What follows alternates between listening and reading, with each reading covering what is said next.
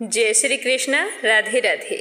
आज अपने सुनते हैं मोहिनी एकादशी व्रत के पारण की कथा। तो सारे विष्णु भक्त एकाग्रचित होकर प्रसन्नचित मन से इस कथा को सुने और ज़्यादा से ज़्यादा एकादशी का व्रत रखने वाले विष्णु भक्तों में इसे शेयर करें। कथा को लाइक करें और चैनल को सब्सक्राइब करें।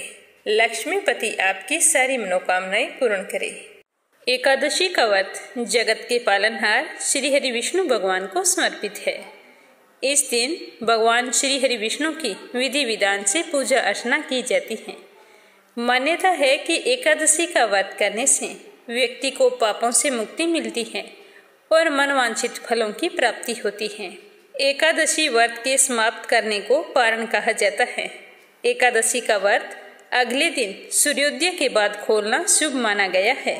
शास्त्रों के अनुसार एकादशी व्रत का पारण द्वादशी तिथि समाप्त होने से पहले करना शुभ होता है। अगर द्वादशी तिथि सूर्योदय से पूर्व समाप्त हो जाती है तो एकादशी व्रत का पारण सूर्योदय के बाद होता है। मान्यता के अनुसार अगर हम सही समय पर एकादशी व्रत का पारण नहीं करते हैं तो हमें एकादशी व्रत का पुण्य फल प्राप्त नहीं होता है और हम पाप के भागी बनते हैं। साल 2025 में मोहिनी एकादशी व्रत का पारण 9 मई शुक्रवार को किया जाएगा। व्रत के पारण करने का शुभ समय रहने वाला है 5:34 से सुबह 8:16 तक। पारण के दिन सुबह जल्दी उठें और नित्य कर्मों से निवृत्त होकर स्नान करें। फिर भगवान श्री हरि विष्णु, लक्ष्मी माता, तुलसी माता की विधि विधान से पूजा अर्चना करें। भगवान श्री विष्णु को भोग लगाएं, जिसमें फल, मिठाई, खीर आदि आप शामिल कर सकते हैं।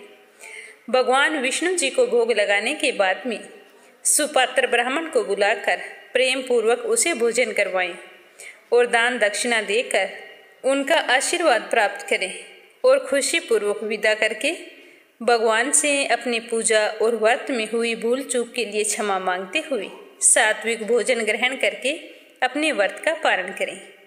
व्रत का पारण करने के बाद इस दिन गरीब और जरूरतमंद लोगों में कुछ दान भी जरूर करना चाहिए, क्योंकि दान से बढ़कर कोई भी पुण्य नहीं होता है।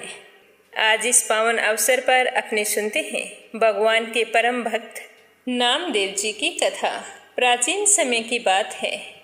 नामदेव नाम के एक छोटे से बालक थे। वे अपने ननिहाल में रहते थे।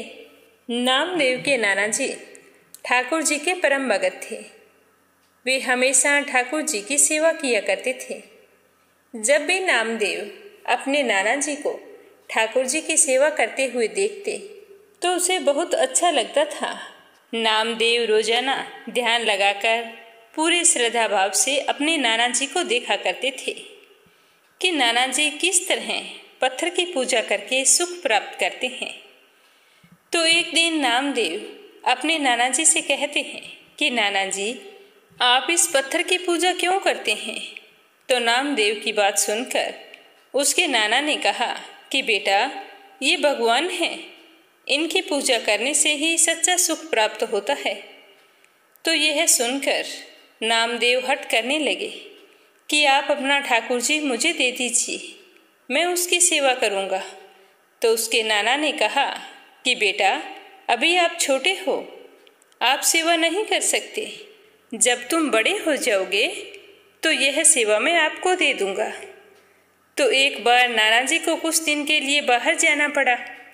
तो उन्होंने ठाकुर जी के सेवा का कार्य नामदेव को सौंप दिया और कहा कि बेटा, मैं तो कोई काम से जा रहा हूँ, तुम ऐसे करना, पहले ठाकुर जी को दूध पिलाना और फिर भोग लगाना, उसके बाद ही स्वयं भोजन करना। तो यह सुनकर नामदेव की खुशी का तो कोई ठिकाना नहीं रहा और फिर नामदेव जी ने बहुत ही खुश होकर ठाकुर जी के लिए खूब उबालकर स्वादिष्ट दूध तैयार किया और ठाकुर जी के सामने रख दिया। तो नामदेव की श्रद्धा भक्ति देखकर ठाकुर जी बहुत ही प्रसन्न हुए और मुस्कुराने लगे। तो यह देखकर नामदेव भी बहुत खुश हो रहे थे, क्योंकि आज तक ठाकुर जी नाना जी के सामने भी नहीं मुस्कुराए थे। पर ठाकुर जी दूध नहीं पी रहे थे। तो नामदेव ने सोचा कि शायद मैं सामने खड़ा हूँ, इसीलिए भगवान जी दूध नहीं पी रहे हैं। तो उन्होंने आगे पर्दा कर दिया। थोड़ी देर बाद पर्दा हटाकर देखा तो भी ठाकुर जी ने दूध नहीं पिया था। तो यह देखकर नामदेव जी तो व्याकुल हो गए और कहने लगे कि ठाकुर जी, आपने दूध नहीं पिया, क्या मेरी सेवा आपको पसंद नहीं है?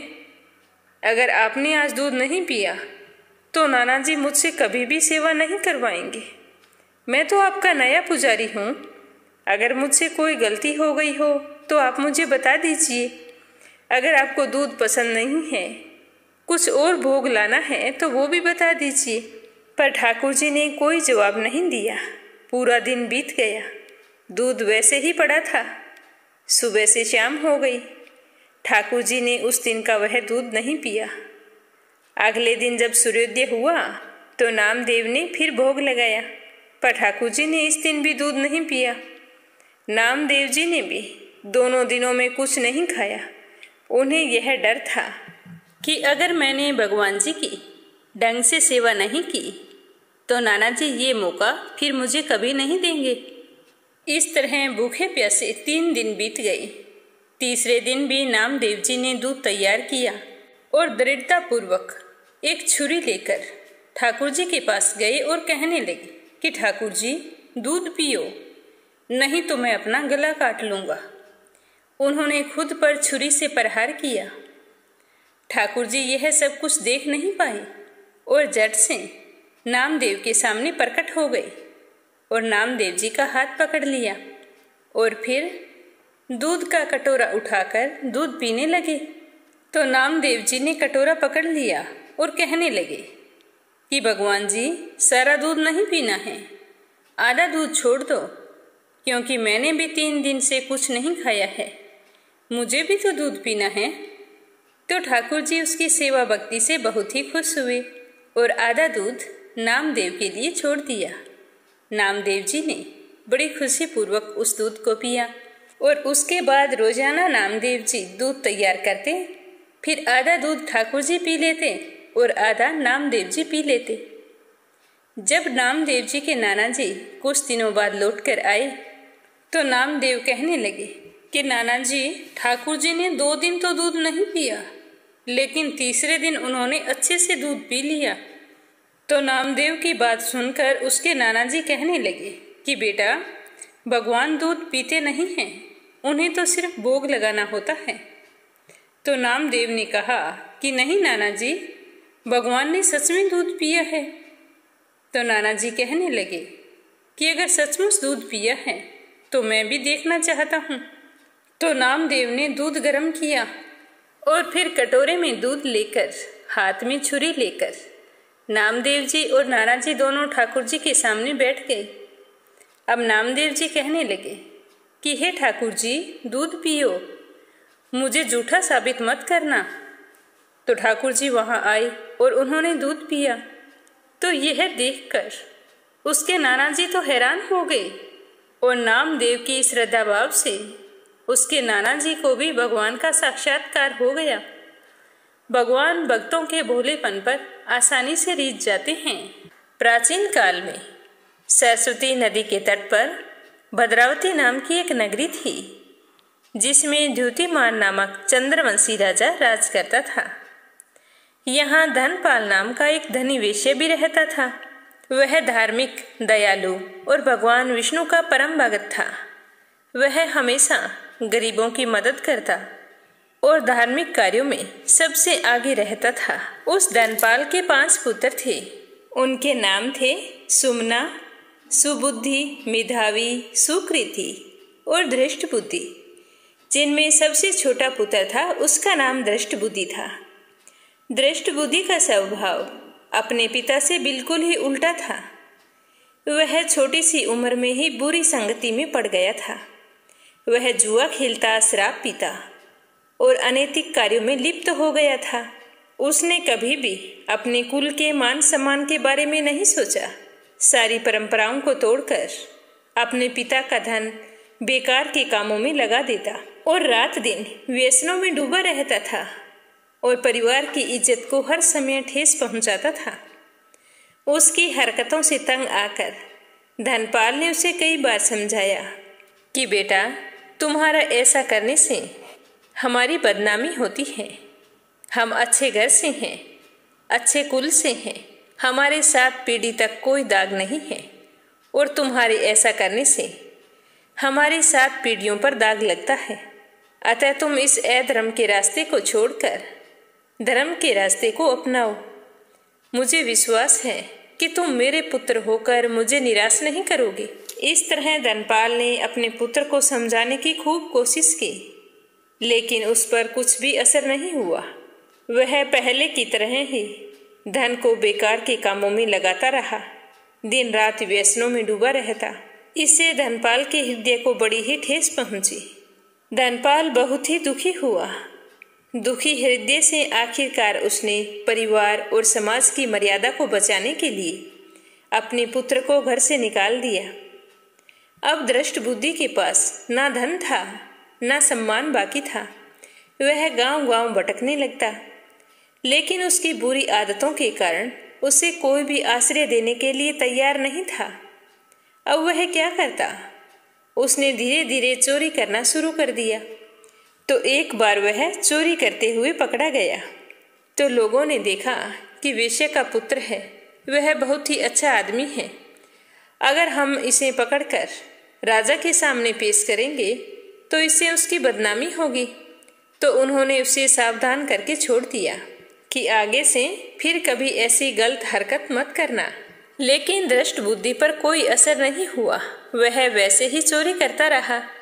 जब वह दूसरी बार पकड़ा गया तब उसे राजा के सामने पेश किया गया, जिसके बाद उसे कारागार में डाल दिया।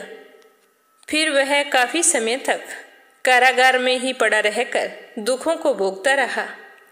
वहां से छूटने के बाद में राजा ने उसे देश निकाला दे दिया। तो देश से निकल जाने के बाद में वह भूख, प्यास और अपमान से त्रस्त होकर एक जंगल में चला गया और एक बहेलिये की तरह पशु पक्षियों को मारकर खाने लगा। एक बार वह शिकार की तलाश में इधर उधर घूम रहा था। तभी जंगल में उसे कौंडिन्य ऋषि का आश्रम दिखाई दिया। उस समय वैशाख का महीना चल रहा था और आश्रम में मोहिनी एकादशी की तैयारियां हो रही थी। ऋषि के शिष्य भगवान श्री हरि विष्णु की पूजा की व्यवस्था कर रहे थे। तो दृष्ट बुद्धि बुरी तरह से थक चुका था और जैसे तैसे चलकर आश्रम पर पहुंचा और वहां जाकर शरण मांगी। तो कौंडिन्य ऋषि ने पूछा कि तुम कौन हो और इस तरह से क्यों भटक रहे हो? तो कौंडिन्य ऋषि के पूछने पर दृष्ट बुद्धि ने अपनी दुख भरी दास्तान उन्हें सुनाई और उसने पापों से मुक्ति और अपने जीवन को सुधारने का उपाय पूछा। कहा कि हे ऋषिवर, कि अब मैं अधर्म के रास्ते पर चलकर थक चुका हूँ, अपने पापों से मुक्ति पाना चाहता हूँ। मुझे उम्मीद है कि आप मुझे निराश नहीं करेंगे, पापों से मुक्ति का कोई ना कोई उपाय जरूर बताएंगे। तो उसकी हालत देखकर कौंडिन्य ऋषि को दया आ गई और उन्होंने कहा कि बेटा, तुम मोहिनी एकादशी का व्रत करो। इस व्रत को करने से तुम्हारे सारे पाप नष्ट हो जाएंगे। यह व्रत इतना शक्तिशाली होता है कि यह बड़े से बड़े पापी को भी मोक्ष का मार्ग दिखा सकती है। इस तरह बताकर कौंडिन्य ऋषि ने दृष्ट बुद्धि को एकादशी व्रत की महिमा बताते हुए व्रत की सारी विधि समझाई। तो दृष्ट बुद्धि ने ऋषि की बात मान ली और पूरे मन से मोहिनी एकादशी व्रत करने का संकल्प लिया। दूसरे दिन एकादशी का व्रत था, तो उसने सुबह जल्दी उठकर स्नान किया और उसी आश्रम में कौंडिन्य ऋषि के शिष्यों के साथ मिलकर पूजा में भी हिस्सा लिया और पूरा दिन भूखा रहकर व्रत रखा। पूरी श्रद्धा से इस व्रत को पूरा किया। तो मोहिनी एकादशी व्रत को करने से उसके सारे पाप धुल गए, उसका मन शुद्ध हो गया और उसे अपनी गलतियों पर बड़ा ही पश्चाताप होने लगा। भगवान विष्णु जी के आशीर्वाद से उसकी बुद्धि और उसका जीवन बदल गया। वह एक धर्मी, ईमानदार और सम्मानित व्यक्ति बन गया। समाज में खोया हुआ मान सम्मान और इज्जत उसे वापस मिल गया। जब उसके पिता को इस बात का पता चला तो वो बहुत ही खुश हुए और सम्मानपूर्वक अपने पुत्र को अपने घर बुला लिया। फिर एक अच्छे घर में उसका विवाह तय हो गया।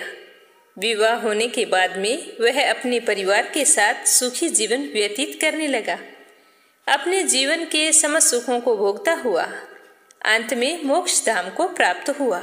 कहते हैं कि इस प्रकार जो भी व्यक्ति मोहिनी एकादशी के व्रत को करता है और इस दिन दृष्ट बुद्धि की कथा को सुनता है या सुनाता है, वह जीवन में सुख, सम्मान और आध्यात्मिक उन्नति प्राप्त करता है। उसे अपने जीवन में कभी भी कोई चीज का अभाव नहीं रहता। समस्त सुखों का भोग करता हुआ अंत में मोक्ष धाम को प्राप्त होता है। प्रेम से बोलो श्री हरि विष्णु भगवान की जय हो। सुनकर सभी श्रोताओं को कैसा लगा कमेंट करके जरूर बताना और आपकी अपनी प्रिय मीरा भक्ति चैनल को सब्सक्राइब करके इस कथा को ज़्यादा से ज़्यादा शेयर करना। श्री हरि का आशीर्वाद आप सब पर हमेशा बना रहे। आपके उज्जवल भविष्य की कामना करते हुए जय श्री कृष्णा। राधे राधे।